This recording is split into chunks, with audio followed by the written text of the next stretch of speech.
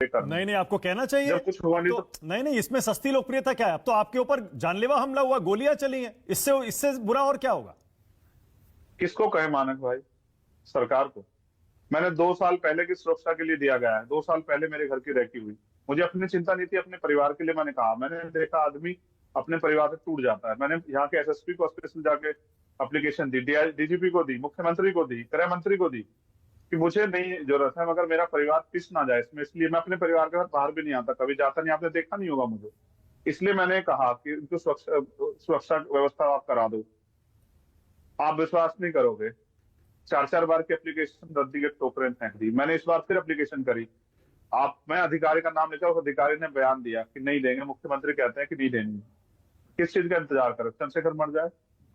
कितने चंद्रशेखर को मारोगे? एक चंद्रशेखर मरेगा, 1000 तैयार हो जाएंगे। अब तो लोगों में ऊर्जा है, लोगों में उत्साह है, लोग अपने समाज के लिए मरना चाहते हैं, वो गुलाबी जिंदगी काटना चाहते हैं, हक अधिकार का जीना चाहते हैं। कितने चंद्रशेखर को मारोगे? तो मैंने, आप कह रहे ना कहो, किसको कहूं? मेरी गाड़ी पे हमला हुआ मुजफ्फरनगर में, 5 गाड़ियों पे तोड़ दी गई गाड़ियां, आग लगाने का प्रयास किया, क्या कार्रवाई हुई? किससे कहूं? इस देश में आज विपक्ष की हैसियत क्या है?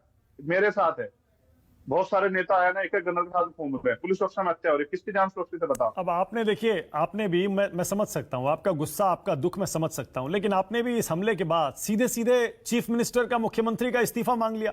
आपको तो बल्कि ये कहना चाहिए था मुख्यमंत्री से कि मैंने आपको सुरक्षा की मांग की थी, आपके अधिकारी मुझे सुरक्षा नहीं दे रहे, पहले सुरक्षा दीजिए, मेरे हत्यारों को पकड़िए और उसके बाद पता लगाइए ये क्यों हो रहा है। ये काम पुलिस करेगी, लेकिन अगर मुख्यमंत्री जी उसमें अवरोधक बनेंगे तो उनका इस्तीफा क्यों ना मांगो? क्यों ना मांगो इस्तीफा? आप बताओ। जब कानून व्यवस्था उत्तर प्रदेश की ऐसी हो जाए, बहन बेटियां सेफ ना हो, हाथरस जैसे मामले, हत्याएं हो, बलात्कार हो, जमीन छीन ली जाए, लोगों की सामूहिक हत्या की जाए, क्यों ना मांगो इस्तीफा? किस लिए बैठे हैं कुर्सी पे? अगर वो प्रदेश नहीं संभाल पा रहे, क्यों ना मैं इस्तीफा मांगू? आप बताओ। मैं तो राष्ट्रपति शासन की मांग करूंगा अगर अन्याय होगा। अगर मेरी जान की बात नहीं है मानक भाई, आज ले लो, ठीक है? मैंने कहा, कल भी कहा कि बताओ कहां ना, अगर मेरी मौत से अगर किसी को शांति पड़ती तो मार दो। लेकिन आज जो उम्मीद मेरे लोगों में जगी है ना, तो वो इसलिए है कि कोई उनके लिए लड़ रहा है। मैंने हमेशा कहा मानक भाई, आप जानते हैं, आपकी मीडिया की आपकी टीम आती है, मैं किसी धन्ना सेठ का बेटा नहीं, किसी राजा महाराजा का बेटा नहीं, गरीब परिवार से आता हूँ और लड़के यहां तक आया हूं और अपने लोगों के सहारे हूँ। अन्याय के खिलाफ लड़ता हूं, इसलिए पहचान बनाई। किसान आंदोलन हो, पहलवानों का आंदोलन हो, सीआर पर एनआरसी का आंदोलन हो, कोई ऐसा आंदोलन जिसमें मैंने आगे बढ़ के संघर्ष नहीं किया। अगर संघर्ष करने वालों की गोली आएगी तो मैं तैयार हूं। मगर मैं कहना चाहता हूं, जो शहीद भगत सिंह ने भी कहा कि व्यक्ति को मार के विचारों को नहीं कुचला जा सकता। ये विचार जो जिन पे मैं काम कर रहा हूँ, बाबा साहब अम्बेडकर, माननीय काशीराम साहब के, ज्योतिबा फूले, साहू जी महाराज के, ये विचार जिंदा रहेंगे। एक चंद्रशेखर जाएगा और बहुत चंद्रशेखर नहीं, तैयार बिल्कुल सही है, ये आप बिल्कुल सही कह रहे हैं, इसमें कोई शक नहीं है।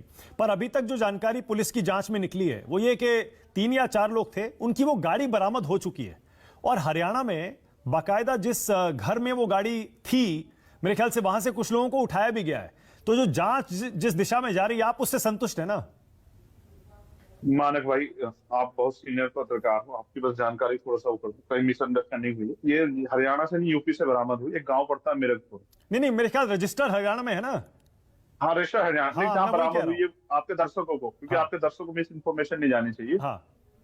उसी देवबंद के पास एक गांव पड़ता है मिरगपुर, उन्होंने गाड़ी उस गांव में छोड़ी। और मैं इसका एक प्लान आपको और बताऊं। हमारे संघर्षों की वजह से आज गुर्जर और दलित समाज में एकता बन रही है पश्चिम में। और देखो, क्योंकि मैं लड़ता हूँ, वो देखते हैं कि हमारा कौन लड़ रहा है। उनके पास सामाजिक नेता भी है, लेकिन कई बार वो निराश होते हैं कि वो अपनी राजनीतिक पार्टी से चुप रहते हैं। मैं आकाश गुर्जर की लड़ाई मैंने जाके मध्य प्रदेश में लड़ी, तो उन्होंने वो गाड़ी खड़ी की वहां। एक पूरा सोचा समझा प्लान था कि इधर चंद्रशेखर मर जाए और उसकी जो गाड़ी गुर्जर समाज के गांव से बरामद हो, तो गुर्जरों और दलितों में हिंसा हो जाए देश भर में और दोनों एक दूसरे को मारकाट मचा दे। जिस समय ये बात मुझे पुलिस के अधिकारियों द्वारा बताई गई, मैं ऐसे हालात में भी, जब मुझे सांस नहीं आ रहा था, मैंने लोगों से अपील की शांति की। अगले दिन ईद का त्योहार था, मैंने अपील की अपने कार्यकर्ता से। आक्रोशित थे सब लोग। उनके पास एक आदमी जो उनकी आवाज उठा रहा है, उसको मार दिया जा रहा है, वो बहुत गुस्से। मैंने सबसे अपील की कि झगड़ा नहीं करना, और दोनों समाज से अपील की कि भाई आपस में मत टकराना, ये तो आपको लड़ाना चाहते हैं, मत लड़ना। ये जानते हैं कि लड़ा के ही आगे बढ़ सकते हैं। तो मैं आज फिर कह रहा हूँ, ये एक सोची समझी साजिश थी। मैं तो चाहता हूँ उसकी जांच हो। एक तो कारण में जानना चाहता, मुझे कौन मारना चाहता, मुझे भी उत्सुकता है जानना, मैंने किसका बुरा किया, मुझे पता लगे। अगर लोगों के लिए अन्याय के खिलाफ आवाज उठाना, उसका अगर उसकी सजा अगर हत्या के रूप मिलेगी तो मैं उसका स्वागत करूंगा, लेकिन ये तो काम मैं करूंगा।